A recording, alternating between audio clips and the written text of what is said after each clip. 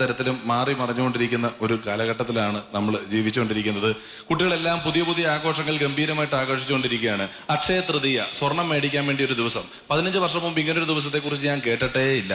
Valentine's day കുട്ടികളെല്ലാം ആഘോഷിക്കുന്നു വലിയ കാര്യമായിട്ട്. ഫെബ്രുവരി 14-ന് ഇത് ആഘോഷിക്കുന്ന കുട്ടികളോട് ഞാൻ എപ്പോഴും പറയും, നോക്കിയും കണ്ടൊക്കെ വാലന്റൈൻസ് ഡേ ആഘോഷിക്കുക, അല്ലെ കൃത്യം 10 മാസം കഴിഞ്ഞാൽ നവംബർ 14-ന് ശിശുദിനവും കൂടെ ആഘോഷിക്കേണ്ടി വരും. പിന്നെ നമ്മളെ കുറ്റം പറഞ്ഞിട്ടൊരു കാര്യമില്ല എന്ന് ഞാൻ ഇവരോട് എപ്പോഴും പറയാറുണ്ട്. ഈ കഴിഞ്ഞ വാലന്റൈൻസ് ഡേക്ക് എൻ്റെ ഭാര്യ പറഞ്ഞു, ചേട്ടാ നമ്മളിങ്ങനെ പഴഞ്ചനായിട്ട് ഇരുന്നിട്ട് കാര്യമില്ല, നമുക്കിതൊന്നും ആഘോഷിക്കണ്ട. ഞാൻ ചോദിച്ചു, നിനക്ക് എന്ത് വേണം? അപ്പൊ അവള് പറഞ്ഞു, എനിക്കൊരു ക്യാൻഡിൽ ലൈറ്റ് ഡിന്നർ വേണം. പുതിയൊരു ഇറക്കാണ്, മെഴുകുതിരി കത്തിച്ച് വെച്ചിട്ട് അപ്പുറത്തും ഇപ്പുറത്തും നിന്ന് തിന്നുന്ന പരിപാടി. ഹോട്ടലുകാരന് കറണ്ട് കാശ് ലാഭം. ഇതിൽ വല്ലതും ചത്ത് കിടപ്പുണ്ടെ നമുക്ക് കാണാനും പറ്റൂല, വെട്ടമില്ല വെളിച്ചമില്ല ഒന്നുമില്ല, ഇരുട്ടത്തിരുന്ന് വേണം നമ്മൾ തിന്നാൻ. അതുമല്ല, കേരളം പോലൊരു ഗ്രാമപ്രദേശത്ത് ജീവിക്കുന്ന എൻ്റെ ഭാര്യയ്ക്ക് ഇതെങ്ങനെ മനസ്സിലായെന്ന് ഞാൻ അന്വേഷിച്ചപ്പോഴാണ് അറിഞ്ഞത്.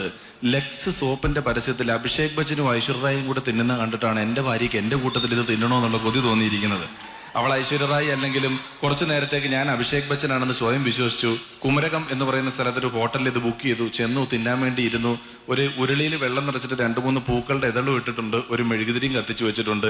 അപ്പുറത്തും ഇപ്പുറത്തും ഇരുന്നു. ബിരിയാണി കൊണ്ടുവച്ചു. തിന്നാൻ വേണ്ടി കൈ കുത്താൻ പോയപ്പോൾ അവള് പറഞ്ഞു, ചേട്ടാ ആക്രാന്തം കാണിക്കരുത്, ഇതൊക്കെ തിന്നുന്നതിന് ചില ചിട്ടവട്ടങ്ങളുണ്ട്. ഞാൻ ചോദിച്ചു, എന്താണ് ചിട്ടവട്ടം? ഇത് തിന്നുമ്പം മുഖത്തോട് മുഖം റൊമാൻറ്റിക് ആയിട്ട് നോക്കിയിരിക്കണം അത്രേ.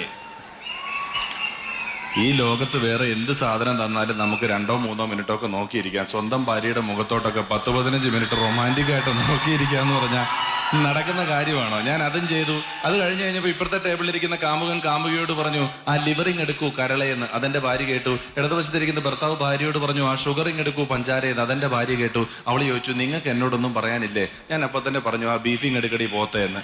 അതോടുകൂടി അവരുടെ ആഘോഷം ഏകദേശം സെറ്റപ്പ് ആക്കി കൊടുക്കാൻ പറ്റിയ ചാരിതാർത്ഥ്യത്തിലാണ് ഞാൻ നിൽക്കുന്നത്.